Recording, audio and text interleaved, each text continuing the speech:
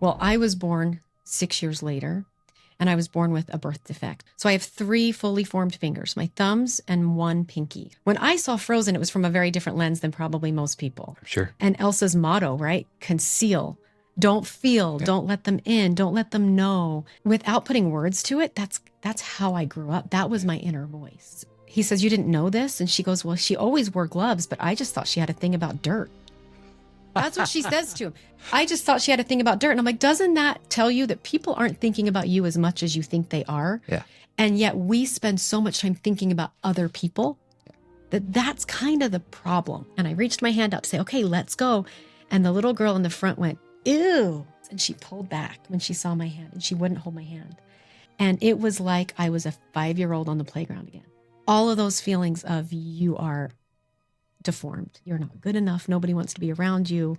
Yep. We may not get to pick the challenges, the trials, the struggles, the deformities. Mm-hmm. We get some of that. Yep. Some of that is just what we're dealt, right? Mm-hmm. But we get to pick who we become. Yeah. Welcome to Yes and Land, where we say yes to the reality of yesterday and today. And we say and to the possibility, growth, and imagination of tomorrow.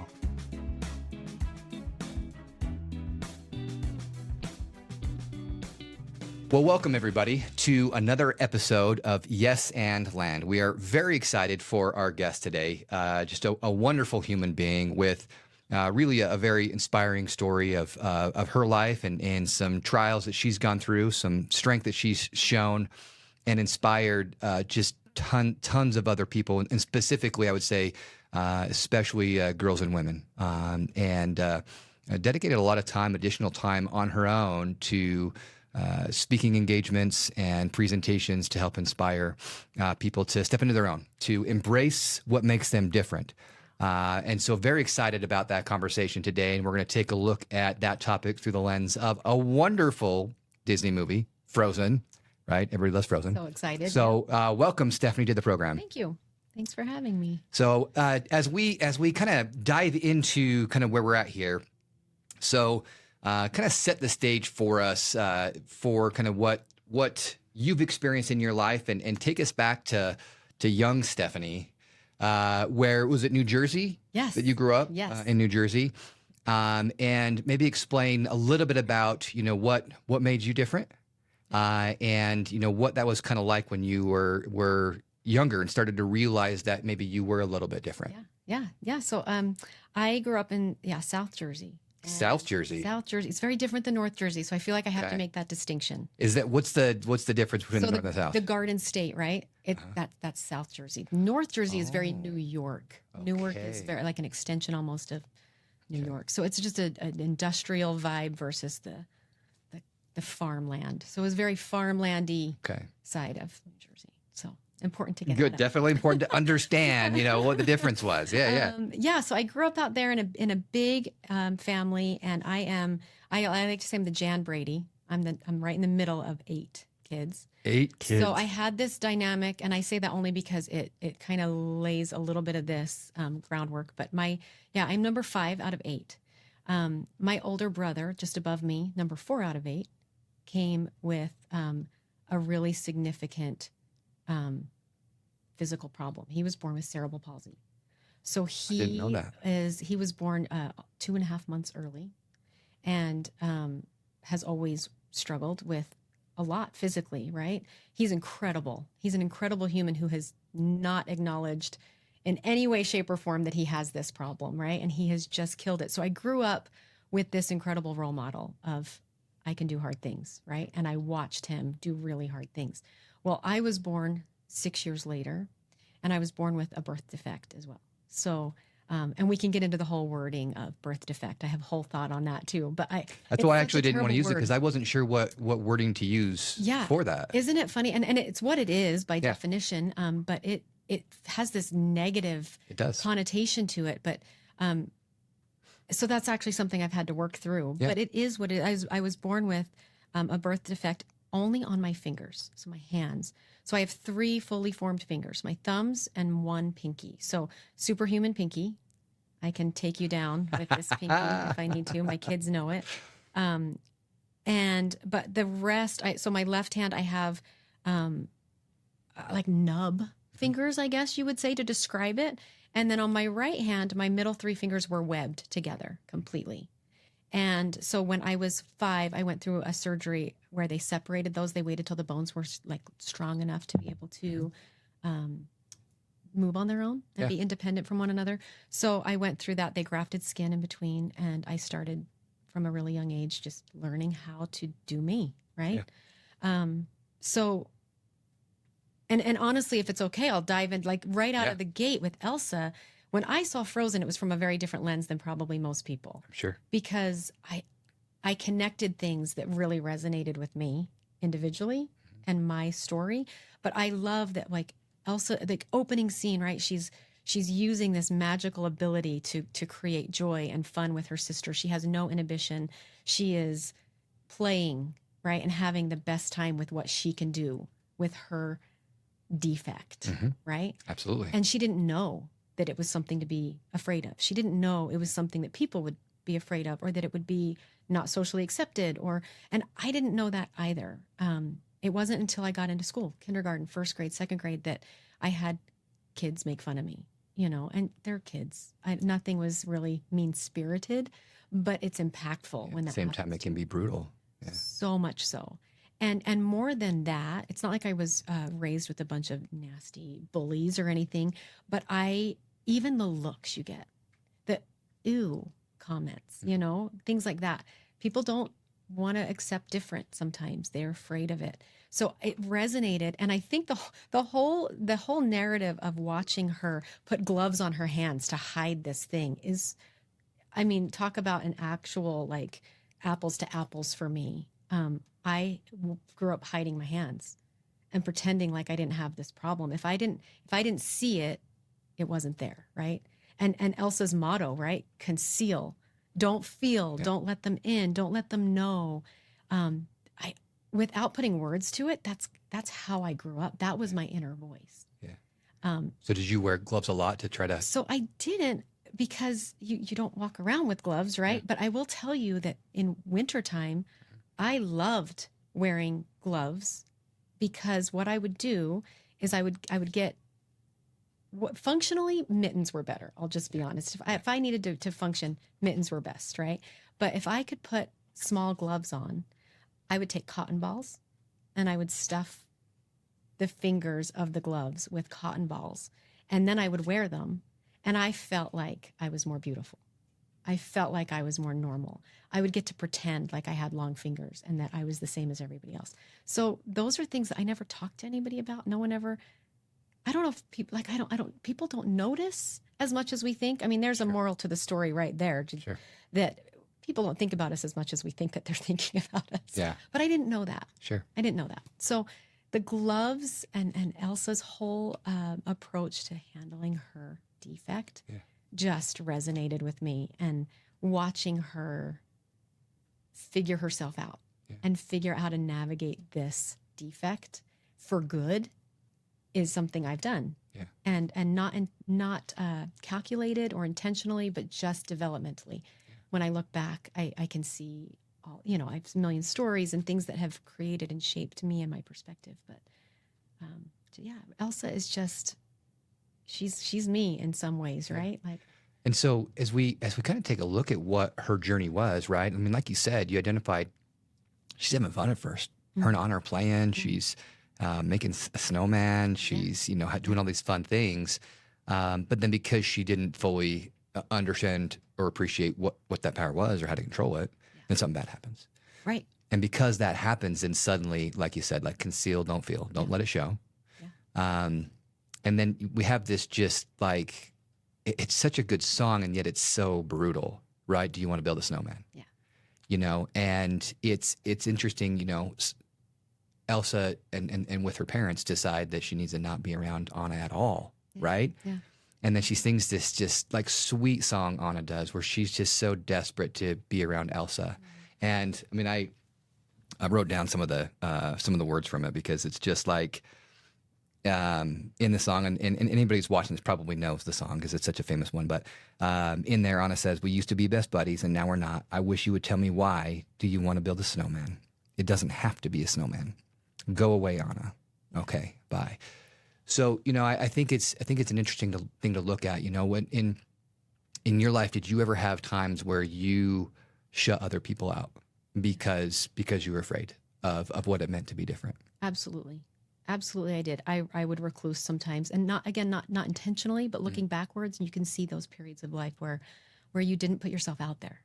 So I don't know that I necessarily shut people out where I didn't accept them, but Sure. I didn't put myself out there to be loved. Yeah. I didn't put myself out there to be accepted because I just assumed I wouldn't be. Yeah. Right. Yes. And I've thought a lot about like the parents' approach, because life experience is what taught Elsa, this is not okay. Yeah. And life experience in a different way is what taught me, you're different, hide it, don't let people see, and then you don't have to worry about the bullies. You don't have to worry about explaining yourself or that you're different.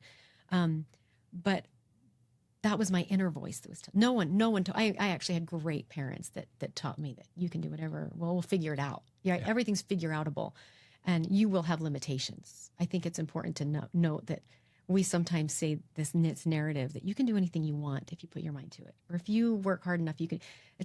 That's actually not true, right? There are limitations. Oh, 100%. It's okay to say there are certain things I won't be able to do, but I can figure out most things, and I can figure a workaround for most things. But so they weren't the problem, and no one around me actually said anything to create that. It was that inner voice that told me, no one's going to accept you. No one's going to. So yeah, I did. I think I removed myself from things and didn't put myself out there. And one of the things that I know about you is that you play the piano. I do. So walk me through what that looked like for you to make the decision that's something you wanted to do. Because I think some people might have been like, hey, let's try something else. Yeah. Like maybe that's not the thing. Yeah. Yeah. And for some reason you decided, no, I want to do that. So what did that look like? What thing. inspired you to be like, no, this is the thing? So I often say, I think I came with that from heaven. My parents tell stories of me as a toddler, not even being able to speak, getting up on the piano and just pounding on those keys for a long time. And then saying, I subbed that song. Or, so I just was drawn to the piano from before I can remember. So I do think it was something inherent. Music, anyway, has something that's inherent for me. I grew up watching my older sister play the piano. I idolized my older sister, Elsa Anna. She would play the piano on Sunday afternoons, and I would get a blanket and a pillow and lay at the base of the piano on the floor and just listen to her play. I loved it. So I wanted to be like her, I think was the initial reason that I said I want to do this. But I always loved music and was drawn to the piano specifically. And so I was probably about 11 or 12 when I went to my mom and said, I want to take piano lessons. And kudos to her, right? Because at the time I didn't think anything of it. But now as a mom, that could have gone 7 different ways, right? Yeah. And she found me an amazing piano teacher that she said, I know this woman. She's going to teach you in a way that works for you. She basically took me, she took me on day 1 and she said, let her figure out what she can do. Just let her go. Right. And so the sweet piano teacher, who will always have a special place in my heart, sat me down and said, can you hit an octave with both hands? If you can hit an octave, we've got this. And I can, barely. My right hand, it's a little tricky. So you'll sometimes hear wrong notes if I have to do something big with octaves. But I could do it. And so she didn't focus on fingering and where to, traditional, where to put what note gets hit with what finger. She just let me figure it out. She taught me the notes, taught me to read. And I only took lessons for a few years before we moved from New Jersey to Utah. And by the time we moved from Utah, so again, like 12-ish, and then I moved to Utah at 16, and I was accompanying the a cappella choir at Bingham High School. Wow. So I dove into it. When I tell you I spent a lot of time at the piano, I loved it. Did you have to learn how to play it like substantially differently because of that? Like, I hear about things. I don't know a ton about playing the piano, but a Suzuki method is one method where you hear something, right, and you learn what it sounds like so you can do it. Did you have to learn what things sounded like to be able to make adjustments so that you could play things the way that you could, or You didn't have to make adjustments at all. You could just do it exactly the way it needed to be. No, I mean, I have a sister-in-law who plays the Suzuki method, and I am so envious. Because that is like real deal piano player. Yeah. I sometimes say I'm a fake piano player because I Okay. did not learn the theory. Okay. I just learned how to play. Yeah. So I don't play by ear. I am very much, I need the notes in front of me to be able to read it. But it just is I just learned how to play it. So I can't speak to a lot of the theory like you would imagine I could. In fact, I took AP music my senior year and I dropped the class because I was like, I can't do this. Even though I can play, Sure. that was kind of where my interest stopped. Yeah. So I didn't learn any specific method. I kind of learned my own method, I guess, right? Yeah, absolutely. And embraced it. And obviously did very well at it. I mean, if you're accompanying the choir there for it, you can't do that if you don't have some skills. Yeah, I did pretty well. Yeah, you did pretty well. That's pretty impressive. Okay, so I want to read this quote to you from somebody that I just think is terrific, and a terrific example of some of these things we're talking about. Do you know Jamie Kern Lima? No. So she was the founder of It Cosmetics. Okay. And basically, I mean, kind of the overarching story, I guess, of her was that she had decided that she wanted to create cosmetics in a different way that would be not for the traditional, like, has to be for the magazine person cosmetics, right? That always the person has to look this way with this particular skin type and with a certain level of skinniness. And she was like, no, like I have some skin conditions and I'm a little bit bigger and I want to have cosmetics that appeal more to that.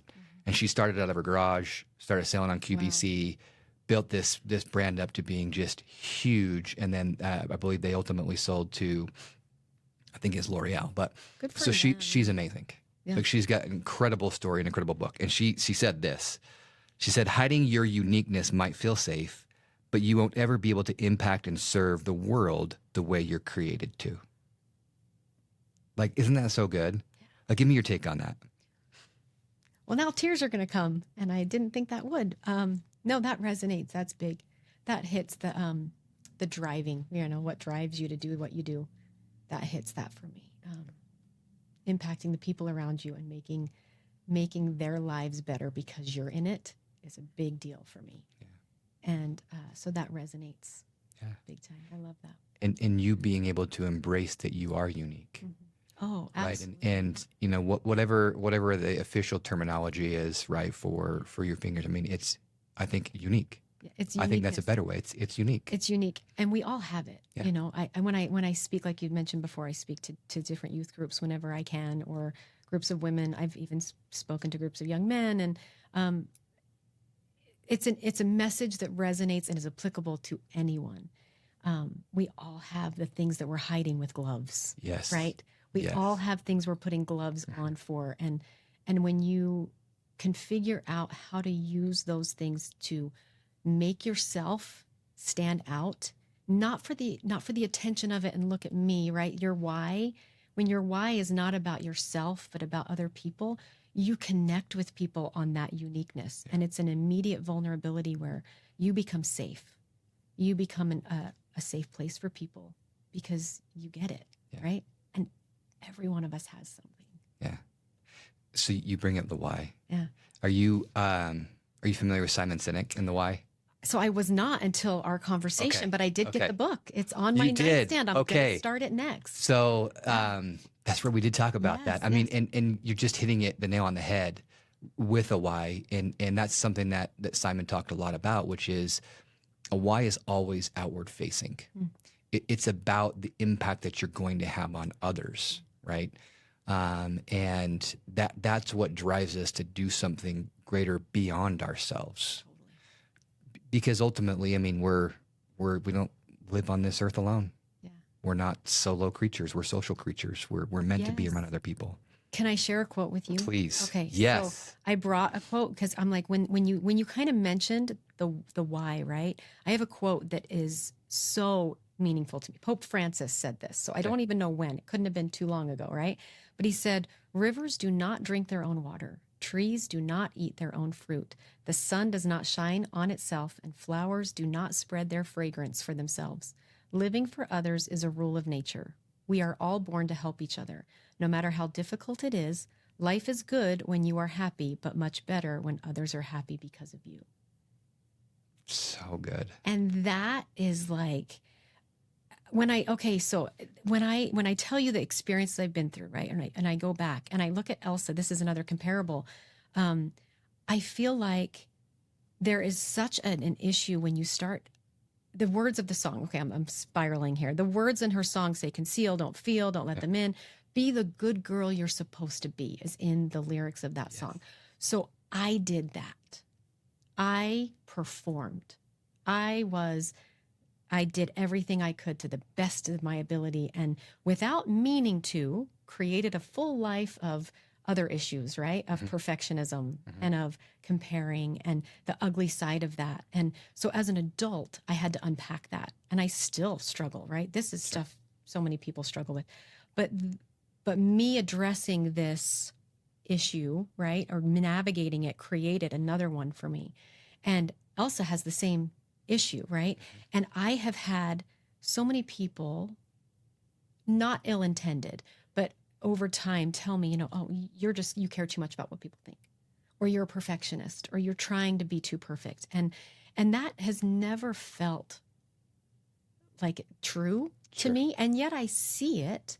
So I have struggled, and I've worked with in therapy, and I have come to realize there's a fine line between perfectionism and then living to serve and show up for other people, right? And it comes down to that why. Yeah. And I don't know what Simon Sinek, how he approaches that, and if I'm going into his narrative there, but that is what I have determined is it depends on what's your motivation, right? Yeah. And the motivation for me is not about me. It's about this. Yeah. It's about showing up and impacting other people's lives for good. And so I have found more confidence in that. Instead of trying to overcome this, do I have perfectionism? I've learned, no, I just want to live a life that impacts others for good. That's my why. And so I've settled into myself again, and feel confident in why I do what I do. But it's not, that's not intuitive for others sometimes if you don't resonate with that. Right? Let's try an experiment. Yeah. Okay. Okay. Ready for this? I don't know, but let's do it. So I'm going to ask you about two different things. Okay. Okay. And I'll explain as we go. Okay. And then we'll see where it takes us. Okay. What is your happiest childhood memory? And like a very specific memory. So not a generic one, not like I loved it when we would go to the park or something. Like a very specific childhood memory that you can relive with me right now. What's your happiest childhood memory?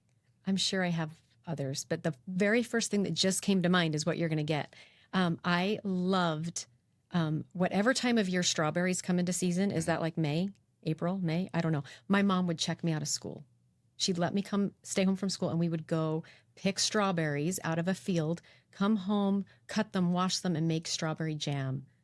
And I would miss school for that. And it was kind of this, in a family of 8, you don't get a lot of one-on-one time with a parent. And I had some really cool experiences with my mom doing things like that. Yeah. And so I picture myself in the backyard with bushels of berries coming in the door and working with my mom to make jam. Okay. Amazing. Yeah. And the first thing that came to your mind is exactly what we're going for. So that's exactly the right thing. In your professional career, when did you feel a specific occasion? When did you feel the most proud of the work that you were doing? A specific day or a specific project or thing that you worked on? At any of the jobs you had, because you had a 20-year career at Southwest. Yes. You were the COO of Betty's. Not COO. I worked with the COO. You worked with the COO of Betty's, and now you're moving into a new position with a new organization. Yes. But so you've done some great things, and you've worked in some great organizations, right? Southwest is notoriously a great organization for employees. And so during all those different times in your professional career, when were you the most proud of what you did? I'm trying to think of a specific to give you. Yeah. What I can tell you, there are a lot of different small situations where I came out feeling like people felt safe with me, which impacted the business for good, whatever the project was. Yeah, give us when one. I was able to connect with somebody, gosh, I'm trying to think of something that doesn't give somebody's personal information away or something. Sure. Everything I can think of is about an individual employee having a struggle, not even about a work project. I'm thinking about the people. Yeah. I'm thinking about a situation where I had someone who was going through the loss of a spouse and navigating big, big, big things while still working. And so the project we were working on was still happening. She was killing it. Incredible, right? And so, but that wasn't the focus of our conversations. Sure. Focus of our conversations was her and how do we support you and what do you need? And because that's how I approached that as a leader, I watched her shine professionally. And why does that one stick out more than maybe other projects you did that were successful, but somebody didn't have a trial or a struggle? Why does that one stick out? I think that goes back to my why, right? Like my personal why is attached to that story because I'm impacting someone's life and allowing them to be the best version of themselves and allowing them space to grow and to see what they're capable of. And that is so rewarding to me, not only as an individual, but as a leader in any organization. And then without fail, success comes in that project when you can focus on the people first. That's been my experience. When you give someone a space to feel safe, to feel vulnerable, to talk about whatever it is that they're going through, because sometimes these gloved situations are a short period of time, right? Sure. I'm going through a divorce. Yeah. I'm going through a pregnancy that's difficult. I'm going through the loss of a parent or a sick parent or a move at home or financial struggles, whatever those vulnerable personal things are, impact our professional life so much, right? So when you allow space for that person to be human and still shine, they show up for you tenfold professionally, has been my experience. And so these two stories, you see the through line. You see the through line. You're your mom, and you're finding amongst 8 kids, and there's a lot going. She pulls you out of school, and she picks strawberries with you, and she makes jam with you. And this project you do together, it's not about the strawberries; it's about the relationship, and that's what you're doing. You have this project, and it's still important. You got to do this project, but you're finding the individual, and you're finding what they need. And you're pulling them out of school and you're making jam with them. And it's magical, right? That. And that's what Simon Sinek talks about with a why. Your why, if everybody can truly discover, it goes back to something that you found in your childhood, that the happiness that you found, and it carries throughout your life, and it is always outward facing. It's what you're doing for others and the way that you're impacting them and the way that you're making them feel. And so, sorry, that was, I mean, it's just strikes me right at the heart, right? Like it's just, that's what a why is all about. And when we have a why that we have really identified and that we can go back to for ourselves individually, but also for our organization, that's where it becomes something far greater than ourselves, and where an organization can have real impact. One of the things that Simon Sinek says is people don't buy what you do, they buy why you do it. And so when an organization forgets why they do it, then they're not going to have the same impact on their end client user, because then it's just a transaction. Totally. This is where like your value-based system comes into play, right? Because no one's above the values. Once you define that as an organization, I think you've got to stay true to that. Good times, bad times, whatever comes your way. And that's I think what resonates with someone on the outside watching you, right? For sure. And when an organization has locked in well what their why and values is, it's a way to weed people out, either before they come in the first place, but also once they're there. If somebody doesn't harmonize with the why of an organization, then it's not a good long-term fit, and then it ends up, not continuing. Okay, I have another quote to ask you about. Okay, this is from James Clear, who wrote a book called Atomic Habits. And he said, every action you take is a vote for the type of person you wish to become. No single instance will transform your beliefs, but as the votes build up, so does the evidence of your new identity. Okay, so give me your take on that. I love that. The idea of reinventing yourself based on who you want to be rather than who you feel you already are or have to be, right? Is huge. And I feel like that's something we all probably continue to reinvent. My husband and I were just having a conversation because we were moving. And so we have this, even a new neighborhood, a new street, you have this little moment to reinvent yourself for a second. And there's something so exciting about that. And also pressure filled. And you're like, well, how do I want to show up? Right. And meanwhile, you're going to be who you are. Right. Yeah. But the thought of being able to reinvent and be greater than you are is so exciting to me. And I think that's that growth mindset. Yes. Right. The ability to be able to say, I never have everything figured out. One of my favorite authors, Adam Grant.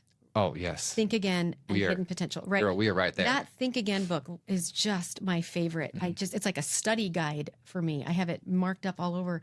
The idea of never really knowing something for sure, because there's always more to add to it, creates this environment to do exactly what that quote is speaking to, right? To be able to reinvent and achieve what you aspire to be and make that real. Yeah. Right? Yeah, and I think what I love so much about Think Again is it really shifted my view on changing your mind. Oh, you know, and because, you know, and in society, especially say in politics, which I hate, but in politics, like if somebody changes their mind, it's terrible. Like, oh, no, this politician can't change their mind. Yeah. Nope. What they said initially has to always be that. Right. And so we're taught that you can't change your mind. Right. But like in reality, as we learn and grow, we should absolutely be changing our minds all the time. Totally. And it completely changed the way that I look at decisions that I make and things that have happened and things that I want to do. Because if I will take that moment to like, okay, well, let me analyze this. Like the things that I was thinking, was I actually wrong there? Like, do I actually need to, you know, update what I'm, you know, my thoughts were on this thing? And the answer is yes. Yes. It's actually something they try to teach us in law school. They teach us the Socratic method, which is like you challenge the things that are said, and you do everything you can to poke as many holes in it so that you can eventually reach truth, right? That's kind of the idea. Interesting. And so as I've done that more, it's really helped me to kind of expand what things I think about. And I love this idea too of reinventing yourself, because with the growth mindset, we always have this opportunity to, again, it's a vote for who we want to become. Yes. We don't have to be stuck with who we are. We can look at things differently, and we can continue to strive to grow and become something new and different and better. Absolutely. And I think one step further from that is we need to allow space for other people to do the same. Oh, very because good point. To your point in politics, right? We now view this person that changed their mind or their quote from 10 years ago that now they're a liar or they're a hypocrite or they ping pong to whoever the audience is. And then we immediately don't trust them. Well, if you applied that to everybody, we would all be walking around with no one trusting anyone, right? And the reality is, with new information, we should be open to changing our minds, right? We should be willing to change and grow and learn, and we need to allow space for other people to do the same, and we need to allow grace when someone does do something. I think that's upsetting, to really not assume bad, but maybe consider their why in it, because we usually don't know, right? And when you can do that, you immediately soften whatever the narrative that you're telling yourself about that person. Totally. And again, it's not usually about you, right? It's usually something about them. Yeah.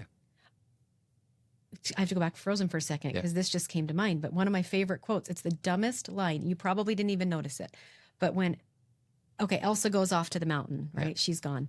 And Anna has Kristoff, and she's super frustrated with him, and she's trying to find Elsa, and they're having this great dynamic. And he's learning about the ice and the hands and what happened. And he says, you didn't know this? And she goes, well, she always wore gloves, but I just thought she had a thing about dirt. That's what she says to him. I just thought she had a thing about dirt. And I'm like, doesn't that tell you that people aren't thinking about you as much as you think they are? Yeah. And yet we spend so much time thinking about other people that's kind of the problem. Like, it's so funny to me that Elsa's like literally hiding in a mountain, ashamed of everything. And her best friend, her sister that knows her the most, is like, I don't know. I just thought she had a thing about dirt. Like, she doesn't even consider anything bigger than this simple. Yeah. Maybe she has an aversion to being dirty. Yeah. And that's why she wore her gloves, right? So I guess that just comes to mind when we talk about like. Yeah, absolutely. Brene Brown calls it assume positive intent. Love that. And if we can do that more in our lives, we're going to be better off, because it gives room for grace. It gives room for understanding. It gives this space for I think so much more enrichment in our lives if we'll assume positive intent from other people, and not that they're just out to get us, or they're out to be mean to us, or they're out to do horrible things. Yeah, they're working on reinventing themselves the same way each of us are, right? Like it's great. It's our common goal should be growth. For sure. Right. So I have another portion of Let It Go, the song, written down that I think fits well here, and I'll get your take on it too. After the initial portion of the song, kind of identifying some of the things that were holding her back, she then says, "It's funny how some distance makes everything seem small, and the fears that once controlled me can't get to me at all. It's time to see what I can do, to test the limits and break through. No right, no wrong, no rules for me. I'm free." So for you in your life, when was that? When did that happen where you were able to say, like, I'm going to embrace this. I'm different, and it's great, and it's wonderful that I'm different, and I'm going to be free and not let this thing hold me back, but I'm going to use it for good. When was that for you? It still happens for me. Love it. I'm still not done with that. Okay. It is a process, and it's a mindset process I have learned. So the first time I remember it happening is with the piano. So what are you in, like 6th grade, 7th grade, with that 12-year-old? And I learned I can do this, and I'm good. I have a talent here.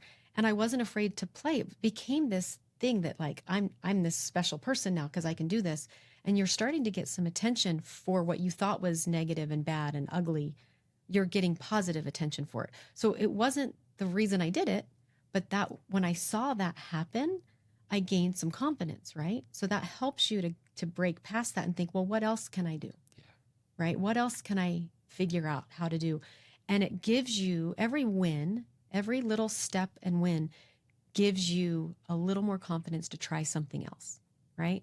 So my life around my hands and my abilities or inabilities, right, have been a series of putting myself out there and trying something brave and figuring it out. And then something happens and it's like it levels you. It takes you 4 or 5 steps backwards and you have to keep going. And I'll give you an example of something that set me backwards. And this was when I was like in my 30s, but I was at church working with the little primary children, and we were getting ready to do this program, right, for all of the parents. And I reached my hand out, this line of all the little sweet, probably 7-year-olds, 6-year-olds. They were young, so maybe even younger. And I reached my hand out to say, okay, let's go. And the little girl in the front went, ew, like this. And she pulled back when she saw my hand, and she wouldn't hold my hand. And I've got adults and people, friends, strangers, all watching this. And she wouldn't take my hand. And it was like I was a 5-year-old on the playground again. It just flooded right back. All of those feelings of you are deformed, you're ugly, you're not good enough, nobody wants to be around you. It's like, it's so impactful. I wish I could describe how quickly that takes you back. And then there's a mindset that has to happen. You have to kind of gussy up that courage again and get back to all the experiences you've had, that you've done good and that you can do hard things and you can figure it out and you're good enough and you've got something to offer. So it's a process, right? It's a total process. I love actually that Elsa does the coronation, right? Talk about courage. She is standing there like I was standing there, at the piano, and I'm going to do this. And that prayer, like constant in her mind, help me through this, help me get through this. And she did it, right? She felt like $1 million, and then boom, life experience teaches her again. It's not safe. So we go through this. We do. It's a process. But I think that's helpful because, I think sometimes when people hear stories like yours, it's like, okay, you overcame it and now everything's perfect. And it's not, right? It's this same idea of it's a growth mentality. We are going to, throughout our lives, continue to experience trials. We're going to experience setbacks. And when we can embrace that and understand that's the case, we're going to give ourselves more grace because it will happen. Yeah. Like we're going to mess up. We're going to make mistakes. Absolutely. And we're all imperfect.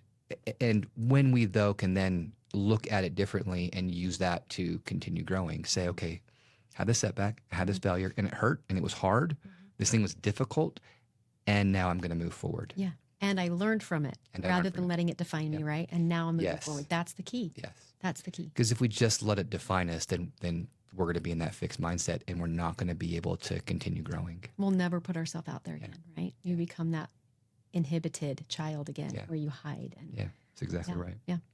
So, in one of the things that I think, one of the other major lessons we have from Frozen is what is it that actually helps us move forward and helps others move forward? And I think it's captured really well in the song that the little rock people are singing to Kristoff and Anna, right?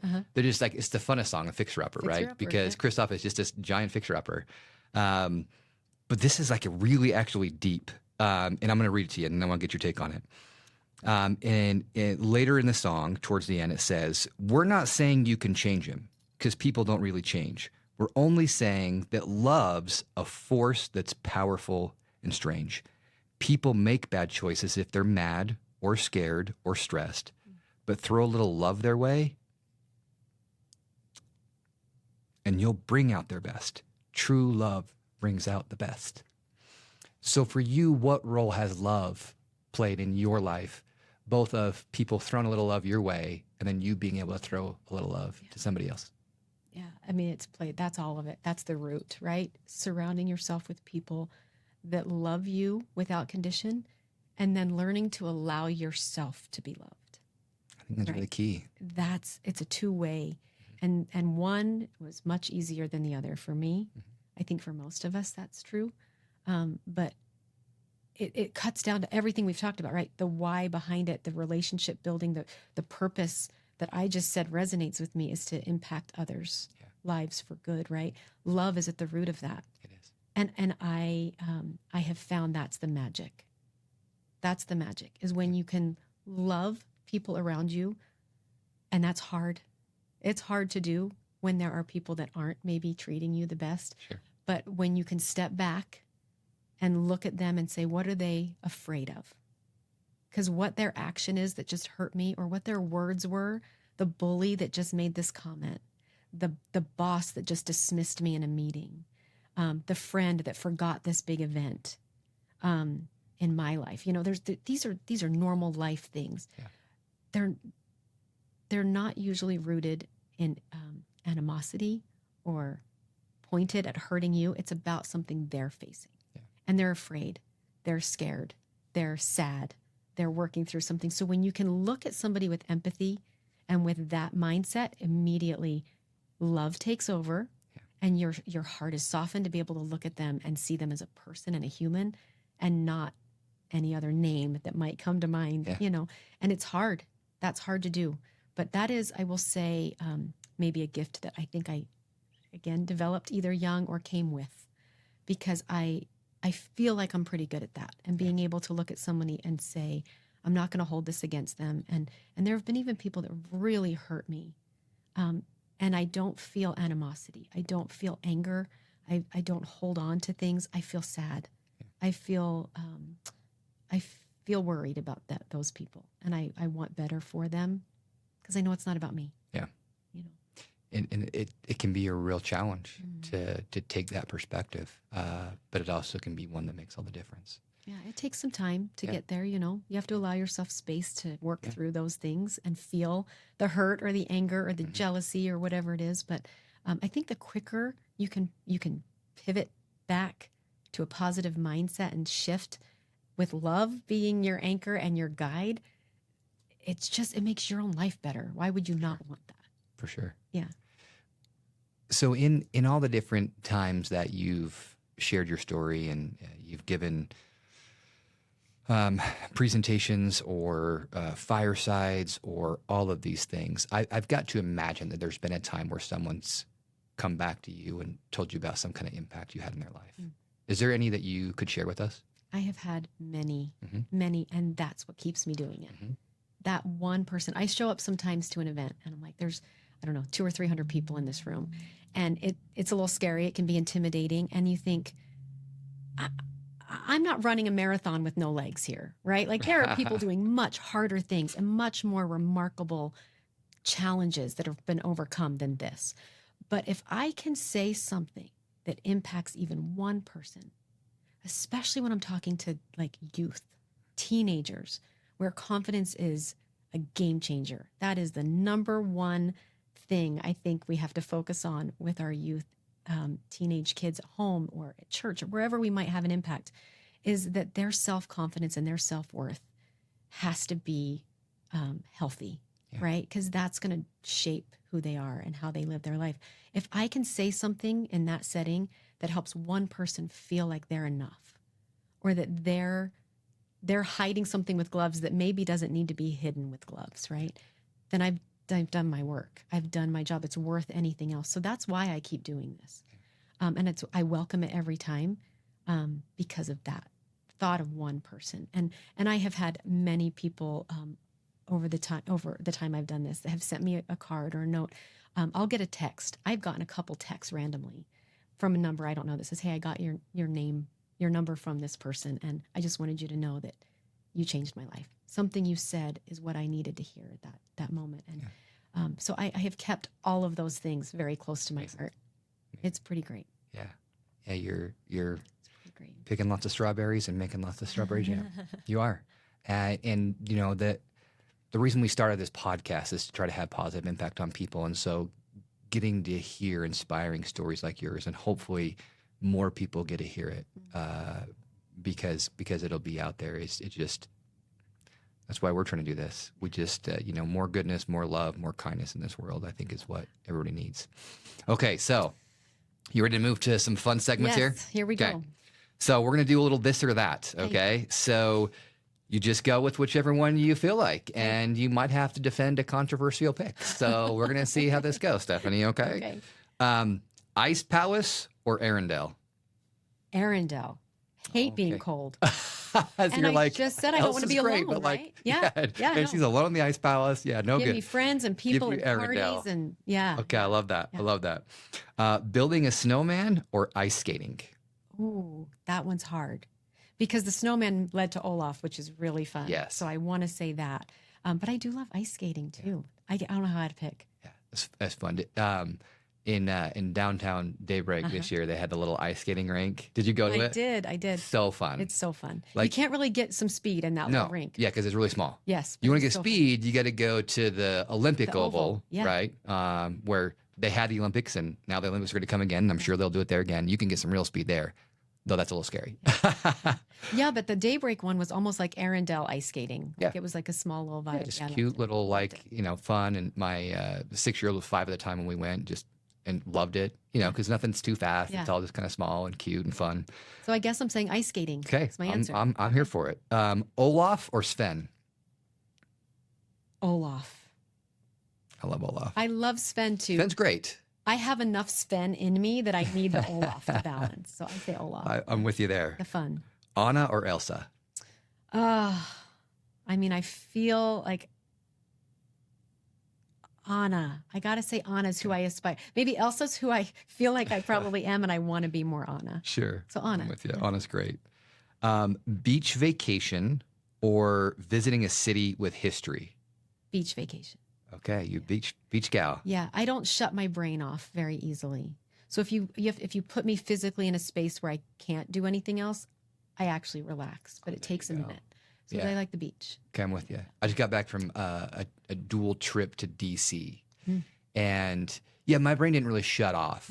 I was just like soaking up, like I'm here. It's America 250. Yeah. I'm This is visiting the all these year. amazing things. But my brain's going the whole time. It wasn't like I need to take some time away kind of thing. Yeah. Beach I just vacation did though is 2 weeks in Europe, and we were all cities. We were hopping. Yeah. We were walking 20,000 steps a day. Wow. So there's no relax. No. So give me a beach. Give you a beach. Sunrise or sunset? Oh, sunset. I don't want to get up early if I don't have to. Oh, is that why? Yes, sunset. Okay. I think a sunset is much more beautiful. But I love getting up early. I'm envious of that. In fact, I told my wife that, so I've started running a bit more. And so when we go on vacation, I try to run. And so I ran from our hotel to the National Mall, around it and back. And I told her, that's top 3 for me. Nice. It's Central Park, New York City, it was Waikiki Beach in Oahu Oh, yeah, sure. and National Mall. And National Mall running. But doing it when the sun is rising is like there's something so fresh in the start of a new day that I soak up. Like that's when I actually get to think. I love that. That's when I get to clear my mind. I love that. And that sunrise kind of becomes that. I'm envious of both. I aspire to be, I love I admire runners. I really do. I have friends that are runners, but I can run to the block and pass out. Like I have to build that, and I know it takes work. I've just not done it. Yeah. And getting up early. My husband is go to the gym at 4 a.m. to beat the people, and then to have that fresh start of the day. Yeah. And man, he's trying to get me. He's getting me there little by little, but I just can't do that early. And he and I would get along. I'm a 4:15 guy. Yeah. Got to get up early, beat everybody else. You're probably working out next to each other. I just don't know it. World's just mine. Nobody else in the world exists. Everybody else is still asleep. Exactly what he says. I'm there with it. Okay, this is one that I don't know. I just thought maybe I'll ask this because my wife would be the one who asked this question. But heels or flats? I was a heels girl all the way until like this last year, maybe. And now you flats. I'm just getting too old for the heels. I just can't. But I have a closet of heels, and I always, any opportunity to wear a high heel, I loved it. Yeah. So heels. I think my wife likes heels, but she's tall. She's like 5'10" and a half. Yeah. And so when she puts heels on, she's even taller. Yes. So I think a lot of times she prefer like a very short heel or flats, even though she likes heels. I think the comfort level, I'm getting to a point where I'm like, I'm over it. I just need to be comfortable. So I'm still, but man, I love a good heel. I just think there's something really, I love it. For sure. Okay. Last this or that. A girl's trip or a solo adventure? Oh, it depends on the girls and the trip. You choose. I'm going to say girls trip. Okay. Because I do this in my perfect world. It's like I have a sister. I have 3 sisters, and every now and again, the 4 of us will do a trip, and I love it. But almost every year, my one sister that's local and my daughter, who's now an adult, will do a trip, a weekend away, and man, that is the best reset time. We laugh like I don't any other time. Yeah. I love that. That's a reset in itself. Yeah. I'm definitely not a solo trip guy. Some people are, and they claim it's great. On this DC trip, I had 2 different things I was there for. The first half was an ABA conference. And so my wife didn't join me for that because I was going to be in classes a lot. And so after the classes, like I was there by myself. Yeah. And so I walked around DC, and I went to a couple of shows. And I'm like, oh, this solo trip stuff is for the birds. I don't like it at all. And so once my wife joined for the second half, I had a much more fun time. Yeah. Like we just did fun things together. I love that. Totally. That says a lot about the 2 of you. That's great. We have fun for sure. Okay, here's a rapid fire. Okay. So first one that comes to mind. Okay. A lot of Disney stuff, but we'll see. Okay. Good. We'll give you a little preview there. Favorite Disney movie? It's so hard for me to pick a favorite. At the moment, Encanto is the one I put on.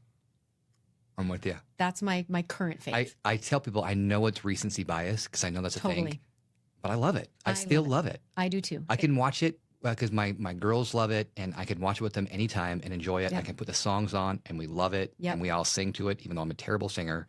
We'll sing anyways. We don't talk about Bruno. Give me some. We don't talk about Bruno. Who doesn't want to sing that over and over? So fun. Luisa's song. I just love it. Yeah. I love everything about it. So great. Yeah. And speaking of songs, favorite Disney song? So hard. Again, I'll say right now. I don't even know if I can say. Oh my goodness. Over time, I'd say the Brother Bear soundtrack as a whole. Love That's the a hot Brother Bear take. songs. Yeah, is it? Because that movie did not do well. No? No. Well, my kids, maybe at the ages they were, but I love the Brother Bear music. Interesting. Welcome to the Family. And see, here's a little preview. Yeah. I don't really know anything from it. Oh my goodness. I know. I don't think I've seen it since it came out. You should probably go put it on with your kids. They're going to think it's ancient, and they're not going to like it. I'm gonna have to go watch it. My kids love it still, but I love the Tarzan music. Maybe it's Phil Collins. Phil Collins, yeah. Is that what it is? Yeah. Okay. Because Tarzan music's great. Okay. Phil Collins is so great. Yeah, I love those. Those are so like fun. they just stand the test of time. Okay, I'm with you. Yeah. Phil Collins was True Colors, right? Not in the movie, but just like in general. Did he do True Colors? Wasn't that Cyndi Lauper? Who was it? Okay, maybe it was. Maybe it was. I remember him singing it, and I love that. I'm sure he did. Yeah. And then, so when Tarzan came out, I was like, oh, I know who Phil Collins is. Yeah. We're going to have to look this up. I know we're going to have to, right? We're got to give credit where credit's due. That's right. Totally. Favorite Disney princess? I love Rapunzel. She's my current fave. She's amazing. Yeah. All of these have a caveat of current. Oh, 'Cause yeah. it'll It's change. fair. Because it does. So, I mean, yeah, Rapunzel. our tastes change over time. Favorite Disney villain? Ooh, villain. That's a tough one. That's a really tough one. Um, Favorite Disney villain. Maleficent is just iconic. So I'm going to That's say the one I get the her. most. Do People you? love Maleficent. Yeah. People love her That is, I don't know that I love her, but as a villain. I think she's got a cool background, dark Oh, yeah. story, broody. Oh, totally. And, I almost said Ursula because there's something about Ursula that's, Ursula. yeah. Yeah. Ursula's pretty good. Anyway, yeah. The one that I get a lot too is Hades because he's just funny. Because he's great. Yeah. Like, it's his job. Like, he's the god of the underworld. What's he supposed to do, right? Like, that's Yeah, his job. That's yeah. what he's doing, but he's funny. Yeah. He's cracking jokes. doing the best he can with what he's got. That's exactly right. He's filling his role well. He totally is. I love it. Totally is. Yep. Okay, person you most admired growing up. Ooh, that is not Disney related. I know. I decided to take threw me a the last curveball. two are going to be curveballs. Person, not I Disney. gotta say, it was my sister, my older sister. Growing up, and still I do, but growing up, I didn't know a whole lot of other people, and I just thought she was it. Yeah. She's pretty great. Amazing. Yeah. And then the last one I'm borrowing from Adam Grant. He does this on his podcast every time, which is Ultimate Dinner Guest. Ultimate dinner guest. Dead or alive. Oh, dead or alive. Mm-hmm. Do you know who I'm going to say? And it's, again, a current one. It'll probably change tomorrow. But Gail Miller is like my current favorite person. Really? I have listened to her speak a couple times recently. I've just learned a little bit more about her and what she has a fascinating story, and she's so genuine. So much of what we talk about and her why. I just think I think she's remarkable. I think you could probably make that happen. Somebody's got I to think be we got got to put this out there now, and we got to make this happen because that's somebody you actually could. She's here. I could figure that out. She's here. I just think she's a remarkable human. Oh yeah, she's a philanthropist, kindness. I mean, yeah, she's hard, but love drives her. There's something about her that just I'm drawn to for sure. Yeah, amazing. That's a good one. Well, what we like to do at the end of every episode is we like to give 3 actionable takeaways to our listeners. And we like to give them specific things that somebody could do today or this week to start, making some changes. And in this particular instance, things where they could be embracing more of what makes them unique. And in so doing good for others. So what are 3 specific things we could give to people that they could do today or this week? This one's hard too, because I have a lot, because I've spoken enough that I leave takeaways, right? Yes. So I spent a little time actually knowing this part, and I kind of went the frozen route. Okay, So I have here for it. 3 It's very amazing. frozen related actionable things. Okay. So the first one is, don't hate me for it, but let it go. Let the expectation from other people that's driving you go. Let the perfectionism to perform and to be what you think you're supposed to be, let it go. And just be you. Like, that is, I know cliche is this song, but it is such a real statement that you need to let some of that stuff go. Figure out what's holding you back and let go of it, right? There's number 1. Love that. Yeah. Number 2 is, I'd say, discover your Olaf, your inner Olaf, right? Olaf is a piece of Elsa. Totally is. He is that uninhibited little child that just had fun. He doesn't know the sun is going to make him melt, right? He doesn't care that it's going to make him melt. Somebody's going to help me figure that out. I just want to be in the sun. I don't care if I can play the piano the same way as everybody else. I just want to play it. So somebody help me just do that, and I will do the work. That is the magic, right? That's so good. I've never looked at Olaf that way, and it opens my eyes. That's so good. Yes. And she needed to find him and that piece in her to be able to say, wait a minute, hold on. There's good in this thing that I've decided was bad. Right? So find your uninhibited child and whatever it was before life experience taught you that something wasn't good enough and hold on to it. Love that. Keep finding it. Love that. Yeah. And then the third one ties in with love being the root. And I would say, find your 5 people, right? Have you ever heard, this was back in the day, I had to look up the guy, I'm going to find his name because I want to give credit for this, but 1980 something, Jim Rohn, personal development author, and in the 80s. But he taught about you become an average of the 5 people you hang around the most, right? Have you heard that? And I think, and then it's like, put yourself around higher achieving people to raise your average, right? And I would say more than about your performance, the kind of person and character you want to be, right? We get to shape that. We may not get to pick the challenges, the trials, the struggles, the deformities. We get some of that. Some of that is just what we're dealt, right? But we get to pick who we become. And so surround yourself intentionally with the people you want to be like. Love them without guile and without judgment and without any type of parameters. Love them for who they are. Be forgiving and open, and then allow them to do the same for you. So Because good. that's where magic happens too, right? That was the key for Elsa and Anna, was love. 100%. Yeah. So let it go. Find your inner Olaf. Identify your 5 people. Yeah. So good. Yeah. Oh, it's been such a pleasure. Thanks. Such a joy to visit with you. So inspiring for who you are, for what you do, for the goodness that you put out there in the world. It's been such a great addition to what we're trying to accomplish here, and putting positivity out there. So thank you so much for being with us today. Thanks for the opportunity. I appreciate it. Of course. As you leave this conversation, remember that yes, the past can hurt, and you can either run from it or you can learn from it. So here's to learning and finding joy in the journey. See you real soon.